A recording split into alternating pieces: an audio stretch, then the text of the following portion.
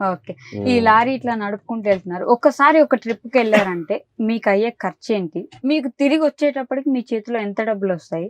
అలా వెళ్ళేటప్పుడు ఉండే కష్టం ఏంటి? ఇప్పుడు ఎక్కడైనా ఆపుకుంటే లారీ అక్కడ ఎలాంటి కష్టం ఉంటుంది? ఒకసారి ఎళ్ళిన తర్వాత ఏమంటారు, మీరు తీసుకెళ్ళిన లోడ్‌ని వెంటనే తీసుకోరు. డౌన్‌లోడ్ చేసుకోరు. అప్పుడు కొన్ని రోజులు అక్కడే ఉండిపోవాల్సొస్తుంది అని గూడా చెప్తుంటారు. అప్పుడు ఆ సిట్యుయేషన్ ఎలా ఫేస్ చేస్తారు? అంటే ఇప్పుడు మేము ఇక్కడ నుంచి లోడ్ తీసుకెళ్లేటప్పుడు మా ఖర్చులు అడిగారు కదా మీరు. ఫస్ట్. ఖర్చులు అంటే ఇప్పుడు ఇది ఒక లోడ్ మేము డిస్టెన్స్ ని బట్టి కిరాయి మాకు ఉంటది అనమాట. ఓకే. ఒక లాంగ్ ఇప్పుడు ఒక జమ్మూ కాశ్మీర్ ఉందనుకో, అది చాలా లాంగ్ అనమాట. దానికి వచ్చేసి మాకు ఒక 3 lakhs వరకు 3.5 lakhs వరకు కిరాయి ఉంటది. 3,50,000 వరకు, అంటే చాలా డిస్టెన్స్ లాంగ్ కదా. 3,000-4,000 కిలోమీటర్స్ వస్తుంది అనమాట. దానికి తగ్గట్టుగా కిరాయి ఉంటది. ఆ కిరాయిలో మనకి సగం డీజిలే పోతుంది. అంటే నాకు 1,80,000-1,90,000 వరకు డీజిలే కొట్టియాలి మేము. 4 ఫుల్ ట్యాంక్. ఒక ఫుల్ ట్యాంక్ వచ్చేసి మనకు 40,000 రూపాయలు డీజిల్ పడుతుంది.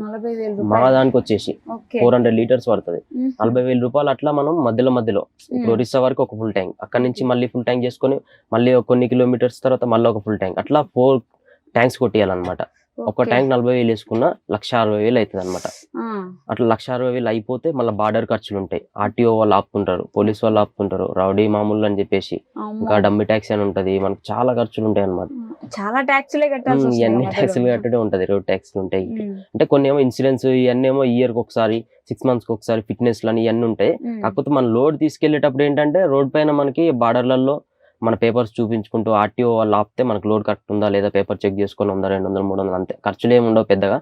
ఈ అమాలి ఖర్చు లోడింగ్ అయ్యేటప్పుడు, లోడ్ చేసుకున్న తర్వాత వాళ్ళకి లోడ్ చేసినందుకు, మళ్ళీ తర్వాత అక్కడ అన్లోడ్ చేసేటప్పుడు డీజిల్, ఏమైనా పంచర్ అయితే పంచర్ ఖర్చులు, డ్రైవర్ ని పంపిస్తాను, డ్రైవర్ శాలరీ ఇవ్వాలి. ఓనర్ కమ్ డ్రైవర్ చేసుకుంటే నేను ఓనర్ కమ్ డ్రైవర్, నాది నాకే, నేను డ్రైవర్ కాబట్టి నాకే వస్తుంది ప్రాఫిట్. అట్లా అందులో మనకి డీజిల్ పోగా, ఇంకా లోడింగ్ పోగా మిగిలిన పైసలన్నీ మనకి. అట్లా ఒక లోడ్ లో మనం లాంగ్ జర్నీ చేస్తాం కాబట్టి ఒక 6 days 7 days జర్నీ చేస్తే అందులో మనకు ఒక 40,000 వరకు అయితే ప్రాఫిట్ ఉంటుంది. 40,000 మిగులుతుంది. ఆ మిగిలింది కూడా ఈయనకి 5 రోజులకు 40,000 మిగులుతుంది కదా, అట్లా లెక్క బట్టి 5 రోజులకు 40,000 అని చెప్పేసి ఒకసారి 1,00,000 వస్తుందా మంత్ కంటే అట్లా రాదు. అట్లా ఏమైతే కొన్ని రోజులు బండి ఆగుతుంది, ఒక 4-5 days లోడ్ దొరకదు. అందులో మనం వెళ్ళేటప్పుడు కొంచెం లేట్గా వెళ్తాం, అక్కడ అన్లోడ్ చేసేటప్పుడు 3 రోజులు 2 రోజులు ఆగుతాం, అక్కడ లేట్ అవుతుంది, తొందరగా అన్లోడ్ చేసుకోరు, వేరే వెహికల్స్ ఉంటాయి. దాని తర్వాత మళ్ళీ మనకి ఏమైతే రిటర్న్ వచ్చేటప్పుడు మళ్ళీ లోడ్ దొరకదు. లోడ్ దొరికినా కానీ మళ్ళీ మనకి వాళ్ళు లోడింగ్ అవడం కోసం ఒక రోజు ఇక్కడ ఒక రోజు అక్కడ అని చెప్పేసి లేట్ చేస్తుంటారు. అదే అవుతుందా, మళ్ళీ వచ్చిన ప్రాఫిట్ 1,00,000 వస్తాయి అనుకో, ఒక 1 month లో ఒక 70,000 80,000 వచ్చినాయి అనుకోండి. మనకి ఒకటేసారి మళ్ళీ సంవత్సరంలో ఇప్పుడు ఫిట్నెస్లు కట్టాలి, ఇన్సూరెన్స్లు కట్టాలి, డమ్మీ ట్యాక్సీలు కట్టాలి, నేషనల్ పర్మిట్ కట్టాలి, ఇవన్నిటికి మళ్ళీ ఒకటేసారి వెళ్ళిపోతాయి అనమాట. 1,00,000-2 లక్షల వరకు ఖర్చులన్నీ వెళ్ళిపోతాయి. మళ్ళీ ఏమైతుంది, ఈ బండి ఇట్లా ఉంటుందా, మనం ఒక్కసారి టైర్లన్నీ అరుగుతాయి. మొత్తం టైర్లు ఒకసారి వేయాలంటే 3 లక్షల దాకా ఖర్చు అవుతుంది. ఇప్పుడు వచ్చిన ప్రాఫిట్ నీకు 1,00,000 ఇప్పుడు 70,000 అన్ని ఒకటేసారి 3 లక్షలు దీనికి టైర్లు వేసేయాలి. అప్పుడు టైర్లు వేసినా 1,00,000 అట్లా అయిపోతుంటది. వచ్చిన అమౌంట్ ఒక్కసారి అయిపోతుంటది. ఆ టైంలో మనకు వచ్చిన దాన్ని ఏం చేస్తామంటే దానిపైన తినేసి ఏదో ఒకటి చేస్తుంటాం ఖర్చులకి. ఒకటేసారి మళ్ళీ లేనప్పుడు మళ్ళీ అప్పు తెచ్చుకోవాలి. అట్లా అప్పులు తెచ్చుకొని అర్థం కాకుండా ఎక్కడి నుంచి వస్తున్నాయి ఎక్కడ పోతున్నాయి అర్థం కాకుండా చాలా మంది అప్పుల వాళ్ళ ఉరేసుకొని మందు తాగి చనిపోయిన వాళ్ళు కూడా ఉన్నారు డ్రైవర్స్ లో. చాలా మంది ఉన్నారు. మీకేమైనా అప్పులు ఉన్నాయా? మాకు అలా అప్పులు ఏం లేవు. నేనైతే ఇప్పుడు ప్రస్తుతానికి యూట్యూబ్ దయ వల్ల చాలా హ్యాపీగా ఉన్నా. నేను చాలా మందికి హెల్ప్ చేస్తూ, బాధలో ఉన్న వాళ్ళు కంపల్సరీ అయితే హెల్ప్ చేస్తాను. ఎందుకంటే నేను ఆ సిచ్యువేషన్ నుంచి వచ్చినా కాబట్టి, ఆ పొజిషన్ నుంచి వచ్చినా కాబట్టి, ఎవరైనా కష్టంలో ఉన్నారా అంటే ఫస్ట్ నేనే గుర్తొస్తాను. నేను అరే ఆ సిచ్యువేషన్ లో నేను ఉండే కదా అని వచ్చినంత పక్క సాయం చేస్తాను. అది ఏమన్నా నేను తర్వాత అంటే దాని గురించి నేను కొంచెం సేపు ఆగిన తర్వాత మాట్లాడదాం. ముందైతే అంటే అక్కడికి వెళ్ళాను నేను, ఇంకా లాస్ట్ లో ఒక క్వశ్చన్ అడిగా. అన్లోడింగ్ తొందరగా చేసుకోరు, చేయనప్పుడు మీరు అక్కడే ఉండిపోతే ఆ రోజుకి మీకు ఏమంటారు కూలీ ఇవ్వడం కానీ అలా ఏమైనా ఉంటుందా? మామూలుగా ఇప్పుడు డ్రైవర్ కి అయితేనేమో ఇప్పుడు ఒక 5 days మీకు మన అన్లోడింగ్ పాయింట్ లో ఆగామనుకో, రోజుకు 300-400 అని చెప్పేసి కంటిన్యూ శాలరీ ఉంటుంది. ఇట్లా దీంట్లో శాలరీ బేస్ గా ఉంటాయి అనమాట. డ్రైవర్స్ కి అయితే కమిషన్ లాగా ఉంటది. పర్ డే కి 6 rupees కమిషన్, అంటే ఒక 100 rupees కి 6 rupees కమిషన్ అని ఉంటది. ఎట్లా అంటే ఇప్పుడు నీకు ఒక 10,000 కిరాయి అనుకో, 10,000లో 100కి 6 రూపాయలు. ఇప్పుడు 10,000 ఉన్నాయి, 10,000 100 రూపాయలు ఉందనుకో, 100 రూపాయలు ఓనర్ కి, 100 రూపాయలలో 6 రూపాయలు డ్రైవర్ కి, 94 రూపాయలు ఓనర్ కి. అట్లా 100 rupees లో 6 rupees కి డ్రైవర్ కి ఎంత కిరాయి ఉంటే అంత. ఒక 1,00,000 రూపాయలు ఉంటే 6,000 డ్రైవర్ కి, 1,00,000 కిరాయిలు, అందులో డీజిల్ అంతా ఓనర్ చూసుకుంటాడు. అట్లా మళ్ళా 6 రూపాయలు కాకుండా పర్ డే వచ్చేసి 500 rupees అట్లా చార్జెస్ ఇస్తారు అన్నమాట. మహి గారు, అంటే అప్పుడు జర్నీ స్టార్ట్ మీరే చెప్పుకున్నారు ఎలా ఉండింది. ఇప్పుడు అప్పటి నుంచి ఇప్పటికి మీ జర్నీ తిరిగి చూసుకుంటే ఏం చెప్పుకోగలరు మీ జర్నీ కోసం? ఎప్పుడైనా అవే కష్టాలు, అవే బాధలు, ఇంకా అవే కష్టాలు ఉన్నాయంటారా? ఉన్నాయి. కష్టాలు అనేటివి చనిపోయేంత వరకు ఉంటాయి. ఇంకా తప్పదు. మనకేంటంటే ఇప్పుడు డబ్బులు వస్తున్నాయి అంటే ఎలా అంటే మనకి యూట్యూబ్ లోకి వచ్చిన తర్వాత, ఈ ఫీల్డ్ లోకి వచ్చిన తర్వాత మనం కష్టపడుతున్నాం, కొంచెం డబ్బులు సంపాదిస్తున్నాం. ఆ డబ్బులు వచ్చిన తర్వాత ఈ టెన్షన్స్ అనేవి పెరుగుతున్నాయి. డబ్బులు వచ్చాక టెన్షన్స్ డబ్బులు వచ్చిన తర్వాత టెన్షన్స్ పెరుగుతున్నాయి. ఇంకా అప్పుడే చాలా హ్యాపీగా ఉన్నాం, వచ్చిన రోజు కష్టపడి తినేసి ఆ రోజు ప్రశాంతంగా వాడుకొని ఉన్నాం. కానీ ఇప్పుడు ఏంటంటే ఆ శత్రువులు ఎక్కువైపోయారు. చాలా మంది మనం ఎదుగుతుంటే మనం తొక్కడానికి చాలా మంది ఎన్నుపోటు పొడిచే వాళ్ళు అయిపోయారు. మనం నమ్ముకొని మనతో పాటు ఉంచుకున్న వాళ్ళు కూడా మనం వెనక నుంచి ఎన్నుపోటు పొడడానికి రెడీ అయిపోతున్నారు. లారీ ఓనర్స్ కూడా ఇంతమంది లారీ ఓనర్స్ కని కాదు, నాకు తెలిసి నేను ఇంత చిన్న ఏజ్ లో ఇంత మంచి స్థాయికి వచ్చానని చెప్పేసి, ఆ చిన్న ఏజ్ లో నేను ఈ స్థాయికి రావడంతో ప్రతి ఒక్కరు నన్ను తొక్కడానికి చూస్తున్నారు అనమాట. ఏంటంటే ఇంత చిన్న ఏజ్ లో వీడు ఈ స్థాయికి వెళ్ళాడు కదా, వీడు వెళ్ళడానికి ఏంది కారణం, మనం కూడా ఎదగొచ్చు కదా అని చెప్పేసి నన్ను తొక్కడానికి చాలా మంది చూస్తున్నారు. ఒకసారి మీరు ఎదగడం స్టార్ట్ అయిన తర్వాత మా అభిమానం అంటే మా ప్రేక్షకుల అభిమానం మీకు వచ్చిన తర్వాత ఎంత మంది ఎదురొచ్చినా మిమ్మల్ని తొక్కే వాళ్ళు ఎవరు ఖచ్చితంగా ఉండరనే చెప్పాలి. నేను కూడా అలానే అనుకుంటా. అంటే ఎవరు తొక్కడానికి వచ్చినా ఏం చేసినా గానీ మనకి ఇవన్నీ ఉండాలి. ఎందుకంటే ఒక లైఫ్ అనేది అది కదా. మనం నార్మల్ గా టైం తిని పడుకొని లేచి మన పని మనం చేసుకుంటూ వెళ్ళిపోతే అది కాదు కదా. మనకి వెనకాల తొక్కే వాళ్ళు ఉండాలి, మన ముందు సపోర్ట్ చేసే వాళ్ళు ఉండాలి, ప్రేమించే వాళ్ళు ఉండాలి, ద్వేషించే వాళ్ళు ఉండాలి. అన్ని ఉంటేనే ఒక లైఫ్. సాధారణంగా జరిగిపోతుంది లైఫ్. ఎలా అవుతుంది? మొత్తం సుఖమే ఉంటే కూడా మనకి తెలియదేమో, ఇంట్రెస్ట్ అనేది ఉండదు లైఫ్ లో. మనం చేస్తున్న దాంట్లో ప్రతి ఒక్కటి ఉంటేనే మనకి ఎంజాయ్ గా మనం వెళ్ళగలుగుతాం, ఒకటి ఎదుర్కోగలుగుతాం, పోరాడగలుగుతాం. అన్ని కష్టాలు పడుతూ ముందుకెళ్తేనే మనకి హ్యాపీగా చేయగలుగుతాం ప్రతి ఒక్క పని. ఏది లేకపోతే అది ఇంట్రెస్ట్ ఉండదు, సింపుల్ గా అయిపోతుంటది, ఎంజాయ్మెంట్ అనేది ఉండదు లైఫ్. ఇప్పుడు లారీ ఓనర్స్ అంటే లారీ బయటకు వెళ్ళడం అంటే కొంతమంది ఇక్కడిక్కడే తిరిగే వాళ్ళు ఉంటారు, కొంతమంది అవుట్ వెళ్ళే వాళ్ళు ఉంటారు. సో పూర్తిగా అందరూ లారీ డ్రైవర్స్ కి సేమ్ ఇలాంటి కష్టాలు ప్రతి ఒక్కరికి ఉంటాయంటే ఏంటి ఆ కష్టాలు? వాళ్ళ ఫ్యామిలీని వాళ్ళు వదిలేసి ఎక్కడెక్కడో జర్నీ చేస్తుంటారు కాబట్టి వాళ్ళకి ఒక రెస్పెక్ట్ అనేది ఉండదు కాబట్టి వాళ్ళు బాధపడుతుంటారు.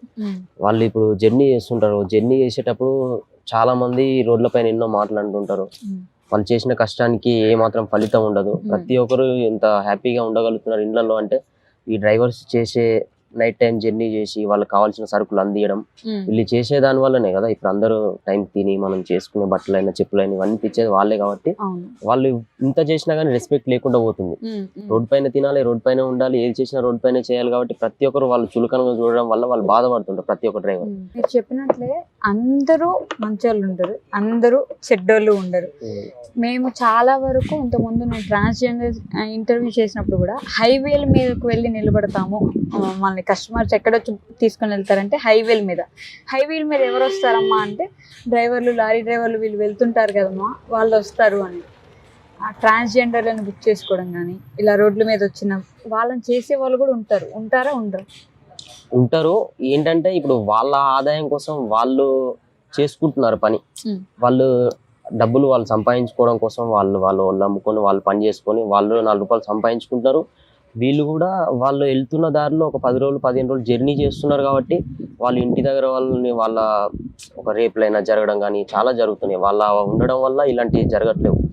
ఇప్పుడు వాళ్ళు లేకపోతే ఇలాంటి వాళ్ళు 15 రోజులు 20 రోజులు జర్నీ చేసే వాళ్ళకి ఏం అర్థం కాదు. అంటే వాళ్ళకు కూడా ఫీలింగ్స్ ఉంటాయి కదా. అలాంటప్పుడు 15 రోజులు 20 రోజులు వెళ్ళేటప్పుడు వాళ్ళ పైసల కోసం వాళ్ళు వర్క్ చేస్తున్నారు. వీళ్ళ ఆనందం తీసుకోవడం కోసం వీళ్ళు 100-200 ఇచ్చి వాళ్ళ పని వాళ్ళు తీసుకుంటున్నారు. అంతేగాని దాంట్లో ఇద్దరికి ఉన్నది కదా. అంటే మీరు ఎప్పుడైనా మాకు అలాంటి బ్యాచిలర్ కదా, అంటే పెళ్లి చేసుకోవాలి, సెటిల్ అవ్వాలి, మీకు అసలు సంబంధాలు చూస్తే లారీ డ్రైవర్ కి ఏంటి అని రిజెక్ట్ చేయడం ఏమైనా జరిగిందా ఇప్పటి వరకు? నాకు వచ్చిన సంబంధాలు కానీ నేనే రిజెక్ట్ చేశాను. ఎందుకంటే మీరే రిజెక్ట్ చేశారా? అంటే కొంచెం ఇంకా సెటిల్ అయిన తర్వాత చేసుకుందాం, ఇప్పుడే కాదు, ఇప్పుడే ఒక మంచి స్థాయికి వస్తున్నాం, మంచి ఎదిగినాక చేసుకుందాం అని చెప్పేసి అన్ని ప్రాబ్లమ్స్ క్లియర్ అయ్యి నేను కొనుక్కున్న ఓన్ వెహికల్. ఇప్పుడు నా ఓన్ అంటే ఇది నా ఓన్ అనుకోని, ఎందుకంటే ఇది ఇప్పుడు నేను ఫైనాన్స్ లో తీసుకున్నాను. ఇప్పుడు అది క్లియర్ అయిన తర్వాత ఈఎంఐ మొత్తం క్లియర్ అయిన తర్వాత మనం ఒక మంచి సెటిల్ ఉన్న తర్వాత చేసుకుంటే అప్పుడు ఒక డ్రైవర్ పంపించినా కానీ మనకు ప్రాఫిట్ వస్తే చేసుకోవచ్చు. ఇప్పుడు నెలకు 1,00,000 రూపాయలు నేను ఈఎంఐ కట్టాలి, నెలకు 1 lakh కట్టాలంటే ఇప్పుడు మ్యారేజ్ చేసుకొని ఇంటి దగ్గర కూర్చొని చేస్తే కట్టలేము. ఒక 15-20 రోజులు బండిని పంపిస్తున్నా అది మొత్తం డ్యామేజ్ చేసుకొని టైర్లు వగలుకొని వచ్చింది డ్రైవర్స్. అంటే మన సొంత బండి మనం చూసుకున్నట్టుగా ఎదుటి వాళ్ళు చూసుకోలేదు. అందుకనే మనం ఒక మంచి పనిని ఎంచుకున్నాం కాబట్టి ఆ సక్రమంగా చేసుకొని దాన్ని ఈఎంఐ క్లియర్ చేసుకొని మన ఫ్యామిలీని మంచిగా చూసుకొని అందరం సెటిల్ అయిన తర్వాత హ్యాపీగా ఉన్న తర్వాత మేము పూర్ ఫ్యామిలీ నుంచి వచ్చినాం, ఇప్పుడే ఒక మంచి స్థాయిలో ఉంటున్నాం. అది మళ్ళీ నేను ఇప్పుడు మధ్యలోనే మ్యారేజ్ చేసుకొని చిక్కులలో పడిపోయాను అనుకో, నేను తప్ప ఇంకెవరు చేసేవాళ్ళు లేరు మా ఫ్యామిలీలో.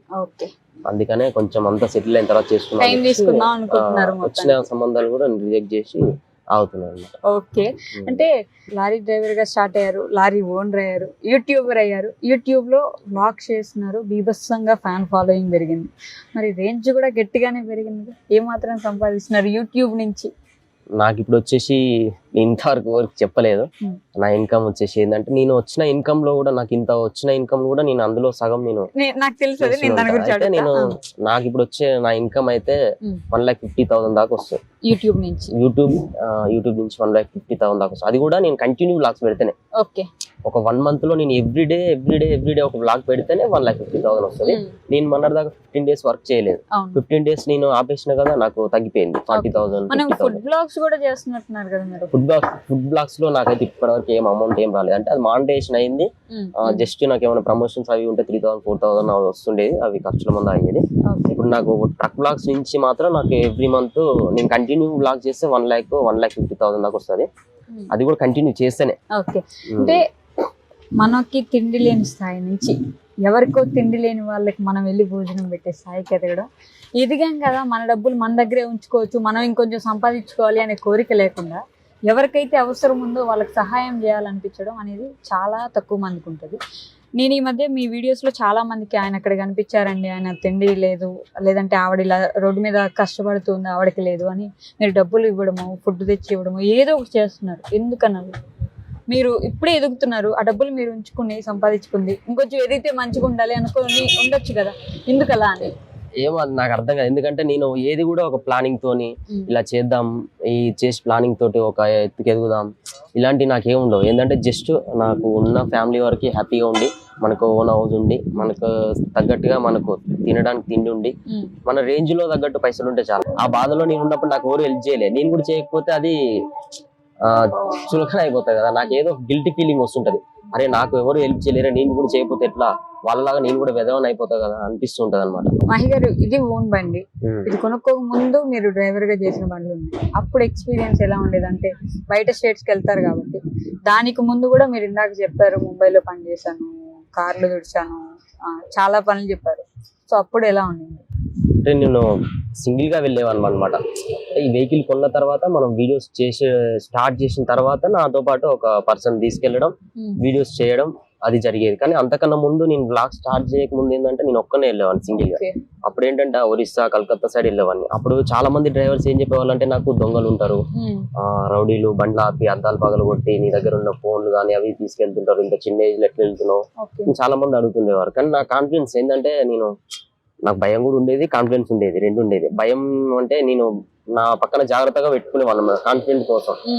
నాకు మామూలుగా దీంట్లో వస్తువులు ఉంటాయి అనమాట, జాకీ రాడ్లు అని చెప్పేసి, ఇంకా మన మామూలు కూరగాయలు కట్ చేసుకోవడం, చాకులు అవి నా పక్కన పెట్టుకునేవాళ్ళం అనమాట. ఇంకా కారం పొడి ఉంటది కదా మనం వంట చేసుకునే, ఆ కారం పొడి కూడా పక్కన పెట్టుకునేవాడిని. ఎందుకంటే సడన్ గా దొంగలు వచ్చేసి అన్నప్పుడు ఆ కారం పొడి తీసి వాళ్ళ పైన వేసేసి రాడ్తో కొట్టడం ఇలాంటివి, అంటే మన జాగ్రత్తలో మనం ఉండాలి కదా, అందుకని చెప్పేసి అలా పెట్టుకొని జాగ్రత్తగా అవి ఉన్నాయి. కానీ ఆ ధైర్యంతో నేను ఎక్కడైనా వెళ్ళిపోయేవాడిని, ఇంకా సింగిల్ గానే వెళ్ళేవాడిని. చాలా మంది ఏంటంటే వాళ్ళు మనకి ఇది ఉన్నది అనే ధైర్యంతో మనం వెళ్ళిపోతాం, ఇంకేం భయం అట్లా అని చెప్పేసి వెళ్ళిపోయేవాడిని. వాళ్ళు ఎన్ని చెప్పినా అయినపోయేది, రాని దొంగలు వస్తే నాకేం భయం, నా పక్కన కారం పొడి ఉంది, జాకిరాడ్ ఇవన్నీ ఉన్నాయి, నాకేం భయం. నేను వాళ్ళు వచ్చిరనుకో కారం పొడి ఉంటే మీరు జర్నీ చేస్తూనే ఉంటారు, వంట గానీ స్నానం గానీ ఫ్రెష్ అవ్వడం గానీ ఇంకా వేటికి కుదరదు కదా, మరి తిండి ఎలా మీకు? మాకు అన్ని ఉంటాయి బండిలోనే. ఇంట్లో ఇప్పుడు మాకు ఒక ఇంట్లో ఏమేమి సరుకులు ఉంటాయో, గ్యాస్, నూనె, కారం, ఉప్పు, మీరు ఆపేయాలి బండి. బండి ఎక్కడైనా పార్కింగ్ ప్లేస్ లో మాకు ఎట్లా అంటే, మేము లాంగ్ జర్నీ చేసేటప్పుడు మాకు బార్డర్స్ దగ్గర లేకపోతే బంక్ లో, డాబాలలో పార్కింగ్ ప్లేస్లు కొన్ని ఉంటాయి అన్నమాట, లారీ వాళ్ళకి సంబంధించి.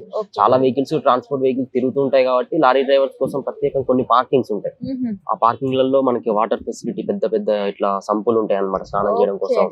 వాటర్ లో స్నానం చేసుకొని బట్టలు పిండుకోవడం, అక్కడే వాటర్ కావాలంటే తాగడం కోసం పట్టుకొని వెళ్ళి బండిలో మనం వంట చేసుకొని తినేసి మళ్ళీ ఆ తిన్న ప్లేట్స్ అని కట్టుకొని మళ్ళీ ఎలా ఉన్నాయి అలా పెట్టుకొని, బండిలో ఉన్న ఏమైనా వస్తువులు అవి ఏమన్నా అన్ని క్లీన్ చేసేసుకొని అన్ని పెట్టుకొని వెళ్ళిపోయేలాగా మనకి అన్ని ఉంటాయి. వంట వస్తుంది, అన్ని వంట వచ్చిన అబ్బాయి ఉన్నాడండి, అమ్మాయిలు రెడీగా ఎవరైనా పెళ్లి చేసుకోవాలనుకుంటే వంట రాని వాళ్ళు ఎవరైనా వాళ్ళు ఇప్పుడు వచ్చినా కానీ నేను చేసుకునేలాగా లేదు, వచ్చినా చేసుకోరంట. ఇంకో 3 years 2 years తర్వాత ఇంకో 2-3 years తర్వాత. ఓకే, మరి ముంబైలో వర్క్ చేశాను, ముంబైలో అసలే రౌడీయిజం, గుండాయిజం వివత్సంగా ఎక్కువ ఉంటదని చెప్తారు, మరి అక్కడ ఎలా బ్రతికారు సార్? అక్కడ మనం ఏం చేస్తారండి, గుండాయిజం రౌడీజం అనేది డబ్బున్న వాళ్ళ దగ్గర. మనం డబ్బులు సంపాదించడానికి అక్కడికి వెళ్ళాం, మనం ఏం చేస్తారు వాళ్ళు? ఏం చేయలేరు ఏం చేయలేరు. ఏమైనా ఉంటే ఇంకా మన పని మనం చేసుకోవడం, సాయంత్రం కాగానే ఇంత తినడం వెళ్ళడం. అక్కడ కూడా చాలా ఇబ్బందులు ఫేస్ చేశాను. అక్కడ ఎలా అంటే నేను ముంబైలో స్టార్టింగ్ వెళ్ళినప్పుడు నాకు హిందీ రాదు. నేను ముంబై వెళ్ళిన తర్వాత హిందీ నేర్చుకున్నా. హిందీ నేర్చుకున్నా అంటే క్యా హువా, ఖానా ఖాయా ఈ మాత్రం అర్థమయ్యాయి అనమాట. కొంచెం కొంచెం మాట్లాడుతూ మొత్తం వచ్చేసింది. నేను స్టార్టింగ్ లో వెళ్ళినప్పుడు నేను పొద్దున 4 o'clock లేచి నైట్ 4 o'clock వెళ్ళి కార్లు క్లీన్ చేయాలి. క్లీన్ చేసిన తర్వాత మళ్ళీ వచ్చి విజయ్ సేల్స్ అని చెప్పేసి ఒకటి ఉంటుంది. విజయ్ సేల్స్ లో ఫ్రిడ్జ్లు, కూలర్లు, ఏసీలు అవన్నీ ఒక టెంపోలో వేసుకొని, అప్పుడు డ్రైవింగ్ రాదు నాకు, టెంపోలో మీ వెనకాల బ్యాక్ సైడ్ కూర్చొని బిల్డింగ్ పైనకి ఎక్కి అక్కడ డెలివరీ చేసి మళ్ళీ వచ్చేసి ఇంటికి వచ్చి ఫ్రెష్ అప్ అయి పడుకోవడం. నాకు రూమ్ లో ఏంటంటే తమిళ వాళ్ళు ఉండేది. మా రూమ్ లో తమిళ వాళ్ళు ఇంకా మహారాష్ట్ర వాళ్ళు ఉండేది అనమాట. వాళ్ళకి హిందీ, వీళ్ళకి తమిళ, నాకు తెలుగు. ఇంకా మాకు సరిపోయేది. ఇంకా వాళ్ళు ఇల్లు అనుకుంటా కొంచెం కొంచెం అప్పుడు హిందీ అర్థం అయిపోయి వచ్చేసింది అనమాట. అక్కడ ఫుడ్ ఎలా ఉంటది అంటే తమిళలో వడాపావ్ అని, ఇంకా మన సాంబార్, ఇడ్లీ సాంబార్ ఇవి తింటుండే వాళ్ళు. ఈ మహారాష్ట్ర వాళ్ళు ఏంటంటే వడాపావ్, బజ్జీ పావ్, మిస్లీ పావ్ ఇవి తింటుండే. ఇంకా నాకు రైస్ వండుకోవడానికి, మనకు రైస్ వండుకొని చేసుకొని తినేంత టైం ఉండదు. వాళ్ళు ఏది చెప్తే అదే తినడం వెళ్ళిపోవడం. అట్లా 7-8 months కంటిన్యూ అదే ఫుడ్ తిని హెల్త్ ఇష్యూస్ వచ్చినాయి. నేను మామూలుగా 80,000 నేను అన్ని రోజులు సంపాదించిన దాంట్లో 30,000 నాకు హాస్పిటల్ ఖర్చు అయిపోయింది. మళ్ళీ నేను 50,000 తీసుకుని మళ్ళీ రిటర్న్ హైదరాబాద్ వచ్చిన తర్వాత ఇక్కడ 20,000 ఖర్చు. నాకు మిగిలిన 30,000. ఫీవర్ బాగా సన్నగా అయిపోయి బ్లాక్ అయిపోయి నా స్నానం టైం ఉండక. ఇంకా మనం వెళ్ళిందే బతకడం కోసం. పొద్దున్న 4 గంటలకు లేచి కార్లు కడగాలి, 6 o'clock వచ్చి ఇంటికి ఒక 2 hours టైం ఉంటది. ఆ 2 hours లో బట్టలు నిండుకోవాలి. మనకు విజయ్ సేల్స్ అంటే నేను ఆ రోజు అదే యూనిఫామ్ వేసుకెళ్ళాలి. మళ్ళీ మాసింది, నేను మోసేదే సామాన్లు అన్ని. మళ్ళీ వెళ్ళి మోసేసరికి మళ్ళీ మాసిపోయేది. నైట్ వచ్చి పడుకునేది. పొద్దున్న మళ్ళీ వేరే షార్ట్ టీ షర్ట్ వేసుకుని వెళ్ళి కార్లు కడిగి మళ్ళీ వచ్చేసరికి ఈ బట్టలు ఉతుక్కొని మళ్ళీ ఆరేసుకొని, ఒక 2 డ్రెస్సులు ఉంటాయి ఇది ఉతుక్కొని ఆరేసుకుంటే రేపు వేసుకోవాలి. మళ్ళీ పిండుకోవాలి. రోజు యూనిఫామ్ వేసుకొని వెళ్ళాలి. అట్లా మనకి ఇక ఇబ్బంది అవుతుండేది. వంట వాళ్ళు చేసి పెడితే అది తిని వెళ్ళేది. లేదంటే వాళ్ళు చేయలేరంటే బద్దకం వేసాలు పడుతుంది. వాళ్ళు ఏంటంటే వేరే లిఫ్ట్ కి సంబంధించిన వర్క్ చేసేది అనమాట. వాళ్ళకి టైం ఉండేది బాగా. వాళ్ళు వంట చేస్తే నేను వెళ్ళిపోయేది. తమ్ముడు బాగా వర్క్ చేస్తుంది కదా అని నాకు వంట చేసి పెట్టేదాన్ని. చేయనప్పుడు నేను బయట హోటల్ తినేది. హోటల్ తిన్నాక అదే వడపావులు అయ్యి, ఈడ తిన్నాక అదే వడపావులు.